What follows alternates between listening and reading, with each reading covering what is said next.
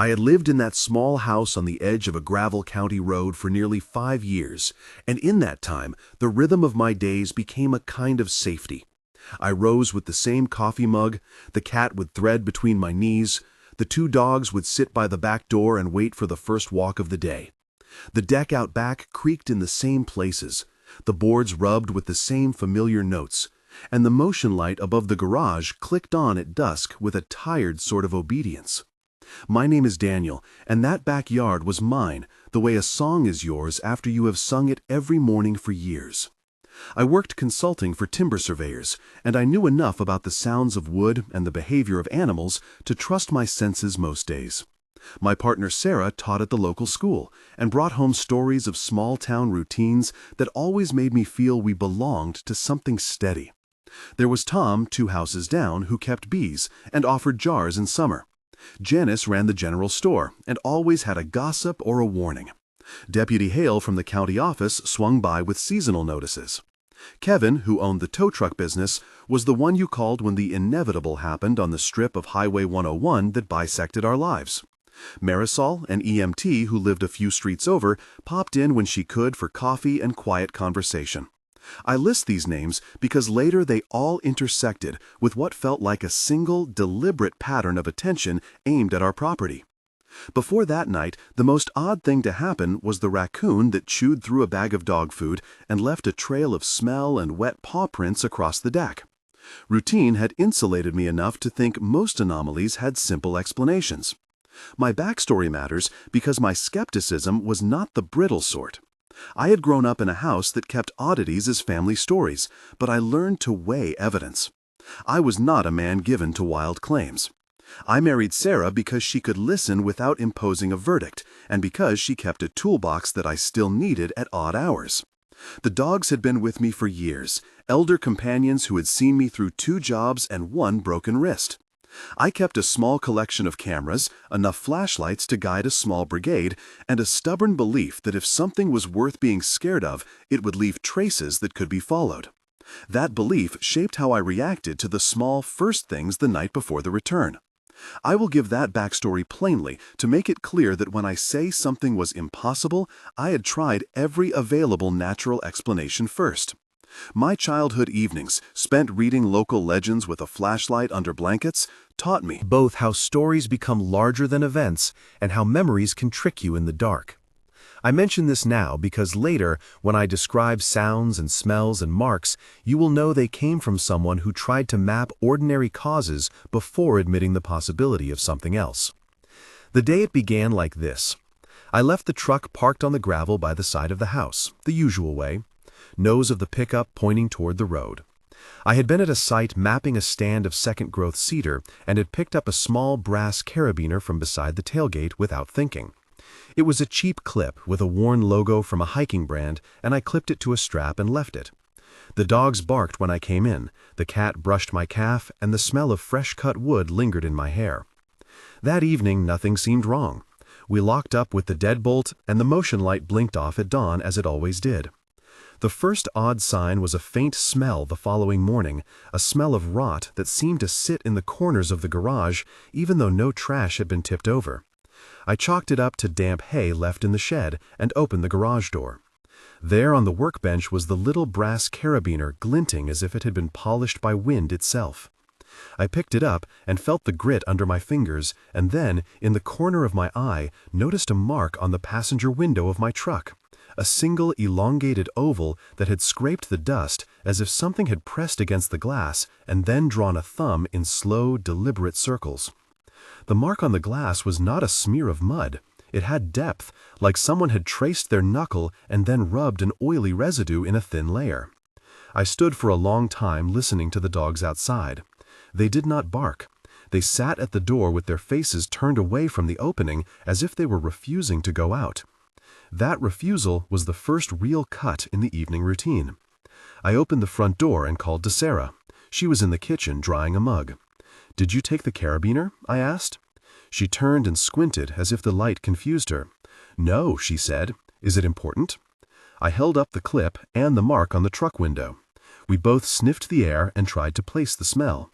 Sarah said, "Mold," then shook her head. "Not like that," she said. "It smells like something far gone." I laughed too loudly because laughter was an available tactic. "Raccoon," I said. "Animal." Janice texted me that afternoon a joke about raccoons, and we shared a few memes. But that night, when I put the dogs to bed, the older one, Nemo, would not step onto the deck to relieve himself. He padded to the threshold and sat down and whined the kind of low sound that gathers worry. "He will go in the yard," I said aloud, and pushed his collar. Nemo froze and shivered, but did not move onto the grass. He kept looking past me toward the tree line where the brush thinned and the land sloped into a narrow creek. The hairs along his spine were erect and steady. That look is something animal owners learn to trust. It did not match any of the usual reasons for hesitation: thunder, hawks, a raccoon crossing. It was a pointing of attention to nothing and everything at once. Against that mounting smallness, I began an immediate search. I took a flashlight and walked the perimeter with Sarah walking beside me. Our voices were low. "Maybe somebody tossed the carabiner back and worried about us noticing," she suggested. "Maybe a drunk kid," I returned, with the tiredness of an adult who has made rational compromises. We checked the fence line, the matoggle and weeds near the creek, the place where the earth slope made a small cave beneath the roots. My flashlight revealed small prints that at first looked like coyote, but then the stride and the pattern did not match any track guide I owned. The prints were long and narrow and showed 3 toe impressions with a rounded pad behind them, like a big paw but set a little differently. I photographed them with my phone and texted the pictures to Deputy Hale and to Kevin. Hale replied later with a measured note suggesting raccoon or large dog. Kevin joked with an emoji that the tow truck would be overkill. Even when the authorities offered the most ordinary account, the sight of those tracks collected in a sequence leading to the truck and then stopping at the rear bumper did not align with ordinary creatures. The traces ended with a single deeper mark and then nothing, as if something had leaped up and then vanished in the dark. That single deeper mark had a pattern I could not immediately name. That night sleep was scarce. Whenever I closed my eyes, I heard the house breathe and the boards settle, and once I was certain I heard something else, a slow, careful scritch at the deck rail, like fingernails testing varnish. I rose and went to the window. The light from the motion light across the yard was thin and yellow and produced small pockets of dim. In one of those pockets, something moved, a silhouette that stood upright with a head that turned almost deliberately, as if to take my measure. I told myself I had imagined it. I went back to bed. The dogs were alert but unwilling to be foolish. Nemo slept later with his body curled and his flank trembling, the way animals do when they are keeping watch in their sleep. The next morning there was more. A small object lay balanced on the hood of the truck, a stone maybe the size of a fist, and on that stone a small tuft of fur had been placed. Not dragged, not thrown, placed. The fur was coarse and smelled faintly of rot. The truck had a new mark carved into the paint near the rear wheel, a shallow, long gouge that described a curved line that made no sense at first glance. It looked like a mark left by a tool or an intentional gesture to name the metal. The motion light over the garage no longer responded the way it used to. It flicked once when we tested it and then stayed dim. We tested the deadbolt and found the mechanism fine, yet the lock felt as if someone had handled it recently and then retreated. Sarah burst into tears at that moment, as if the accumulation of small improbables had finally become intolerable. "This is a joke. Someone is saying they will not stop," she whispered. I called Marisol and told her what had been happening. She arrived within 15 minutes and brought coffee and a meditative calm that kept us from acting immediately irrational. We did not want to escalate the situation to the police yet. That would invite reports and a paper trail that sometimes draws attention in its own way. We wanted to understand. There followed an investigation that took the shape of the practical and the tentative. I set up a camera on the porch pointed at the truck and another on the deck. I unrolled the records of the motion light and tested the voltage. I walked the property in daylight and with a compass and with the camera's infrared to see if something left heat traces. I checked the deadbolt, removed it, and inspected the screws. Technical work has a calming power, so I explained in detail to Sarah what I was doing, how infrared sensors work, and why a failing sensor flicks differently than a system that was deliberately jammed. In about 300 words, here is the technical bit in plain language. The camera records infrared contrast, not color, so warm bodies show as lighter shapes at night. Motion lights have a passive infrared sensor that registers heat and motion together and will not trigger from a breeze alone. A failing PIR sensor often shows intermittent behavior, not a total blackout, unless the bulb is blown. Our sensor blinked as if to say it was functional and then refused to stay on, suggesting an external influence on thermal signature rather than a burned-out bulb. I explained this to Deputy Hale when he stopped by, and he took notes and promised to file a low-priority check. He called it an odd electrical anomaly and left his card with a quiet look that said he believed us enough to keep a file open and not enough to make the case urgent. The next night, the encounter that shifted everything happened. Around 2 in the morning, I woke because the dogs were alert and because there was a new sound, a soft, deliberate thump on the truck roof, like knuckles testing to see if the metal would sing. I dressed and took my flashlight, slow so as not to betray my approach, and stepped out onto the deck. There, the world was dense with odor that hit my face, the smell of rot again, but layered beneath it other notes, wet earth and old leaf, and something faintly metallic that made the back of my throat feel raw. My lamp caught a shape, crouched at the rear of the vehicle, a creature large enough to clear the bumper light when it rose onto hind haunches. It held something in one of its forepaws, an object familiar because I had misplaced it, a friend from a map pack, an old brass compass I had thought lost months before. The creature held it, and then it set that compass down gently on the roof, as if returning something borrowed. It then approached the passenger door, and with a pad like an oversized hand, pressed the pad of its paw against the glass, and traced a slow, deliberate oval, the mark on the glass that I had seen earlier, the residue of oil and a pattern pressed with intention. The ears of the dogs were flat to their heads, and they barked not at the creature, but at the fact that it existed. Nemo made a small keening sound that was more question than alarm. I said aloud, "Who are you?" And the creature turned and looked at me, and in that look was a depth like a patient that has watched someone sleep for a long time. It did not roar. It made no vocalization that fit any animal in my experience. It exhaled. The breath that met me was slow and moist, and carried the same smell of rot and pine and something else like metal warmed by river stones. I could see the bones of the jaw and long canine teeth, and the shoulders hunched as if the creature could switch from walking on all fours to something more upright.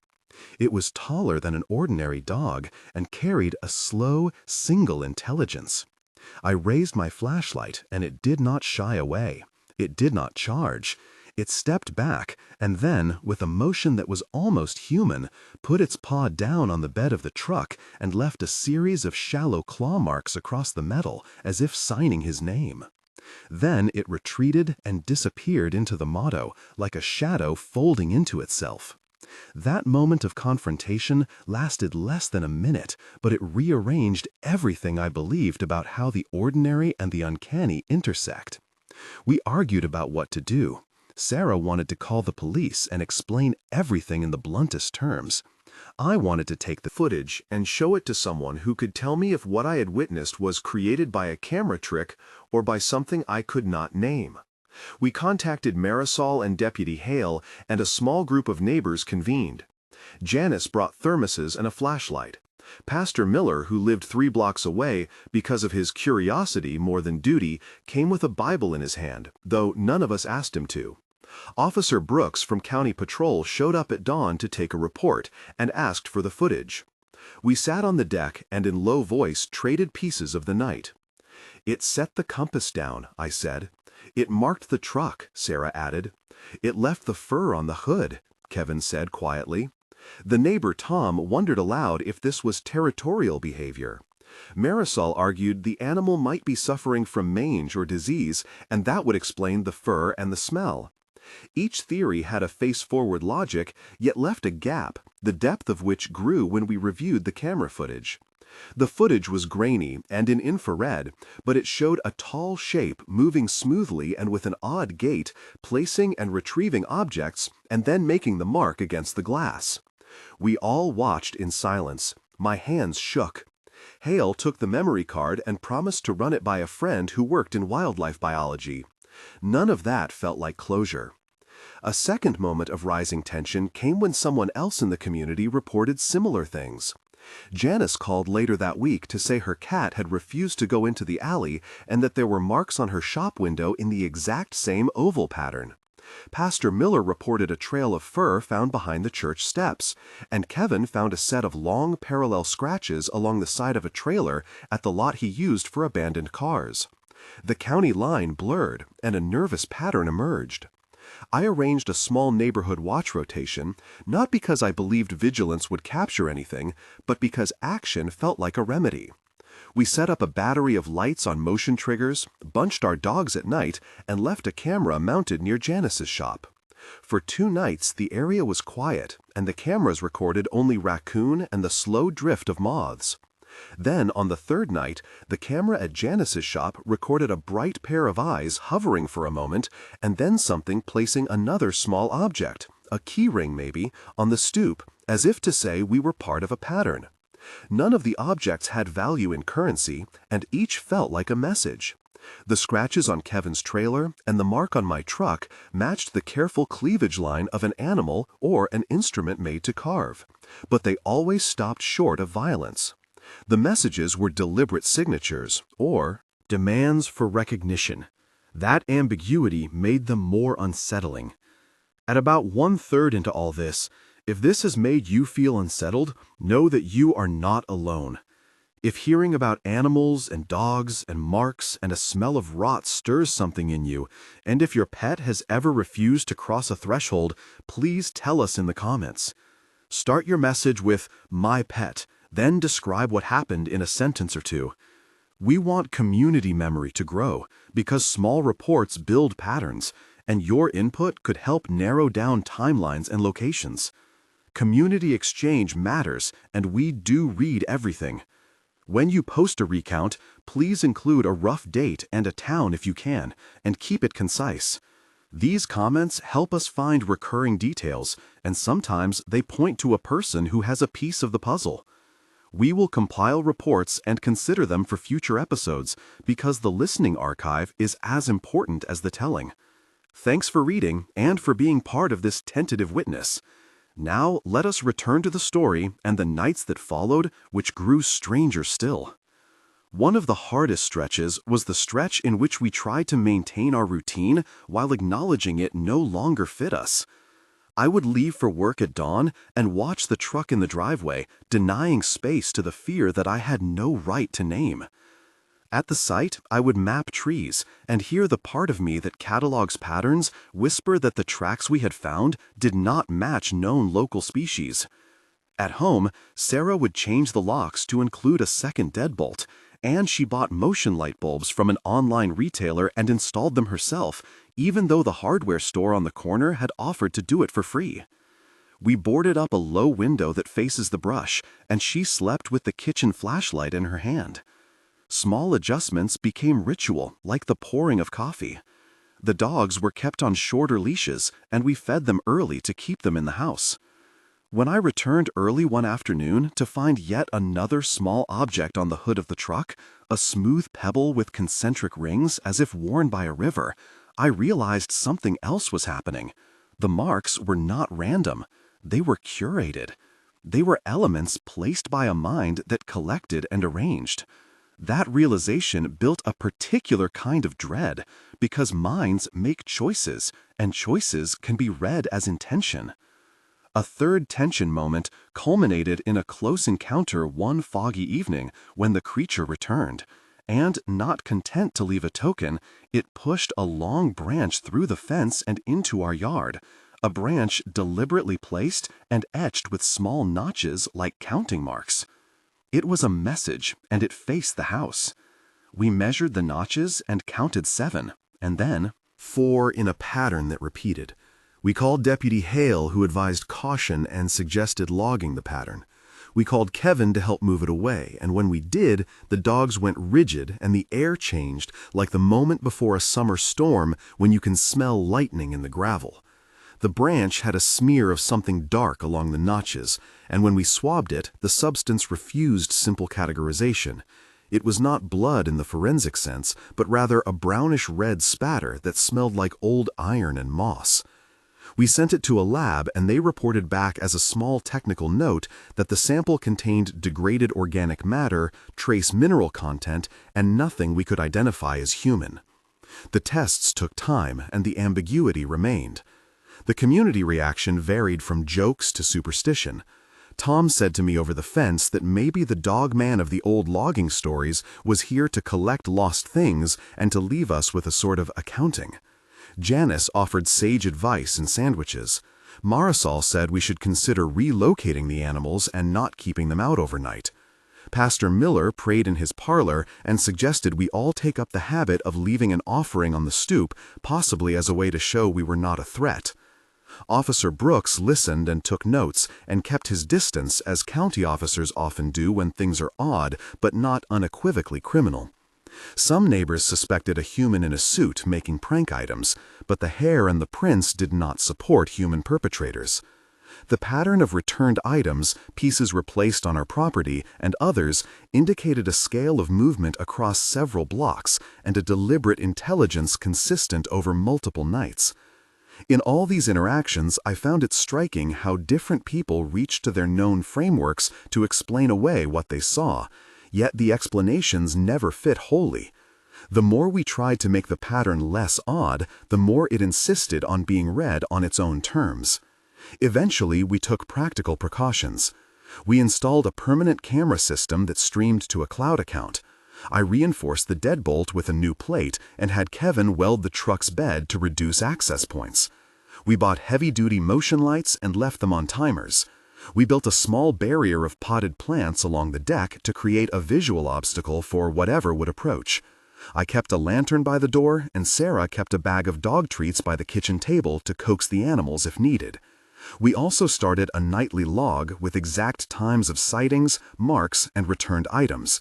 Names were attached to these logs: Deputy Hale, Marisol, Janice, Kevin, Tom, Sarah, Officer Brooks. That record helped us impose structure on chaos and later proved useful when other neighbors reported occurrences. We learned to walk the property together to train the dogs to cross thresholds again and to reorient the house to the presence that had declared interest without violence. Months passed, and we settled into a new normal that still felt like an armistice rather than a peace.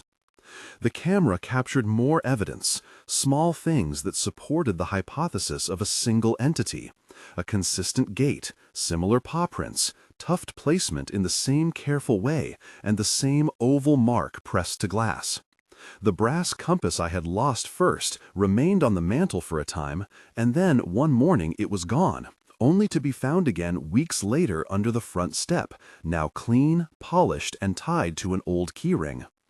Each returned item seemed to be curated, as if the creature was constructing a collection or making reparations for something we didn't understand.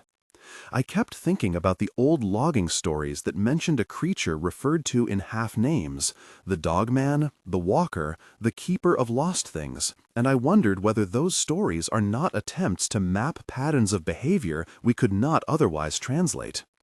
Then traffic on our small road changed in a way that forced contact. A tow truck driver, Kevin, called one night to say late at the lot a car had been abandoned with its engine still warm and its driver nowhere to be found. When Kevin described the scene, the hairs along my arms rose. The passenger window had a single oval mark on the inside, and the hood was cleaned in a circular patch, as if by deliberate hand. The towing company records showed some older reports of similar marks, but no one had connected them to our nights.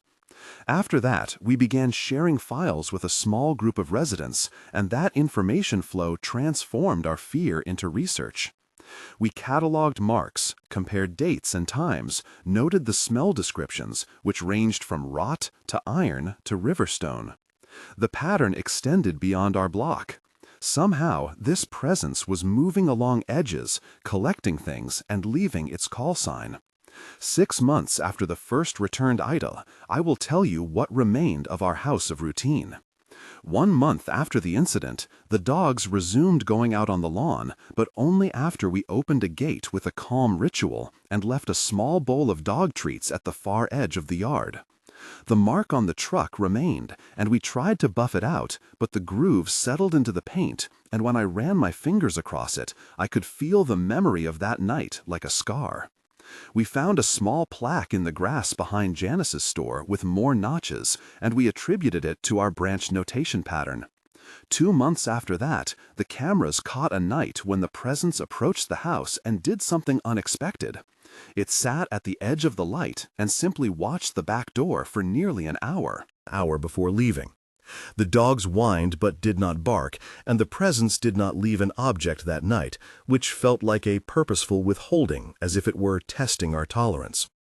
3 months in the community organized a meeting at the church where Pastor Miller read a few lines, not so much of scripture as of collective concern, and we all left notes for each other. By then, 8 neighbors had reported marks or returned items, and we created a shared log that mapped these events in time and space. 6 months from the first sign, fewer strange things happened. The motion lights stayed on more often, and the cameras recorded fewer visits. The mark remained on the truck like a memory pressed into metal, and sometimes when I drove at dusk and the street lights threw glints on that scar, I would think I saw a shape in the rear view, and then it would be gone. The dogs slept with one eye open for months, and Sarah kept the extra deadbolt in constant use. The house was repaired in small ways, but the feeling of being witnessed never entirely left. We adapted our routines, installed more lights, shared stories, and watched over one another, which is the practical work of community against uncertainty.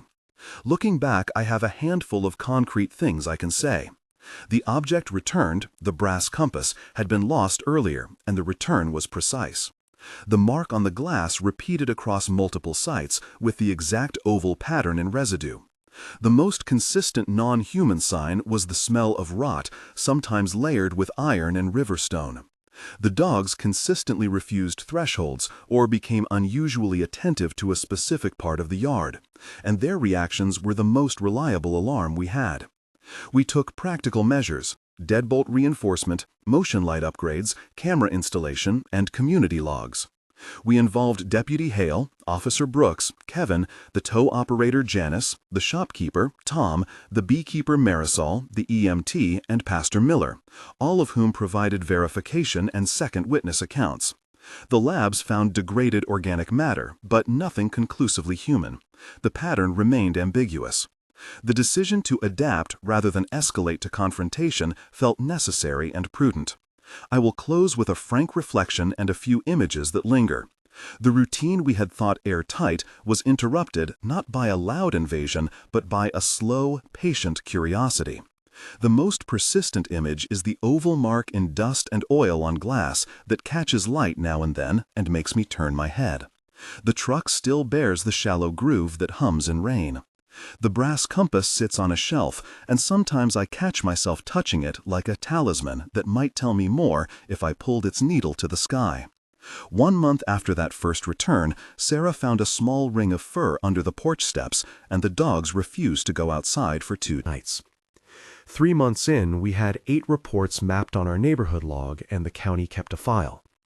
6 months later, the visits quieted but never ceased entirely. And once in a while on fog nights, you might see a pair of eyes at the edge of the yard and a shadow that stands a little too upright. We made practical changes, and we told neighbors to leave a small offering if they wished, because ritual sometimes reorganizes fear into something with boundaries.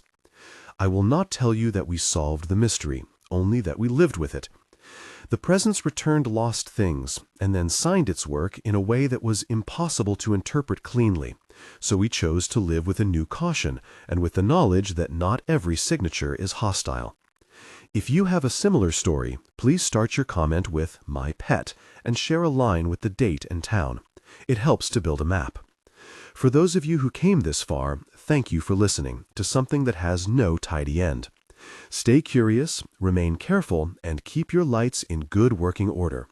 This was Dr. Whisper, and I will see you the next time the night remembers something it had misplaced.